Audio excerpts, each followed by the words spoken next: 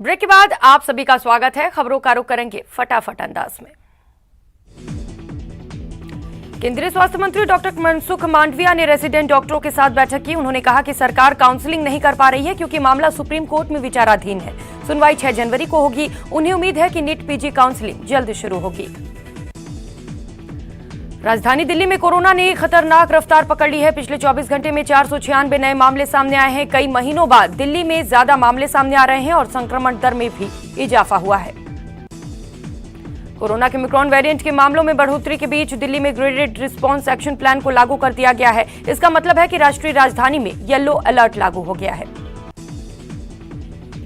Omicron के बढ़ते खतरे के बीच स्वास्थ्य मंत्रालय ने कोरोना की 2 नई वैक्सीन और एक एंटीवायरल ड्रग्स के इमरजेंसी इस्तेमाल को मंजूरी दे दी। तृणमूल कांग्रेस सांसद डेरेक ओब्रायन कोरोना पॉजिटिव हो गए हैं। उन्होंने ट्वीट कर इस बात की जानकारी दी। यूपी के कानपुर को भी मेट्रो की सौगात मिली है। पीएम मोदी ने कानपुर मेट्रो के पहले फेज का उद्घाटन किया। इस दौरान पीएम मोदी ने मेट्रो का सफर भी किया। उनके साथ यूपी के सीएम योगी आदित्यनाथ और सांसद हरदीप सिंह पुरी मौजूद रहे। इससे पहले पीएम नरेंद्र मोदी ने मंगलवार को आईआईटी कानपुर के दीक्षांत समारोह में भाग लिया। इस दौरान उन्होंने कहा कि इस प्रसिद्ध संस्थान से पास होने वाले छात्रों के ज्ञान और विशेषज्ञता से पूरी दुनिया को फायदा होगा।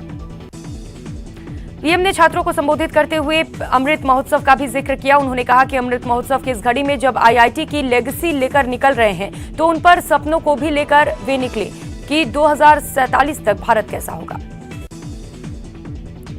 जनसंबोधन के दौरान पीएम मोदी ने कानपुर के व्यापारी पीयूष जैन के घर से छापेमारी के दौरान सैकड़ों करोड़ रुपए मिलने को लेकर विपक्ष पर हमला बोला। उन्होंने खास तौर पर बिना नाम लिए समाजवादी पार्टी और अखिलेश यादव पर निशाना साधा।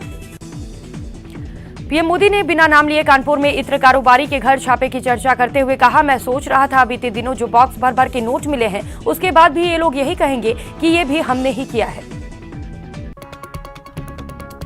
सोनिया गांधी ने एक बार फिर केंद्र सरकार पर तीखा हमला बोला। कांग्रेस के 137वें स्थापना दिवस पर कार्यकर्ताओं को संदेश में कहा कि देश के सेकुलर ढांचे पर हमला हो रहा है। केंद्रीय गृह मंत्री अमित शाह आज वाराणसी के दौरे पर रहे। इस दौरान अमित शाह ने संकट मोचन मंदिर में पूजा अर्चना की। अमित शाह का काशी विश्वनाथ धाम पर ही हाजिरी लगाने का कार्यक्रम भी है।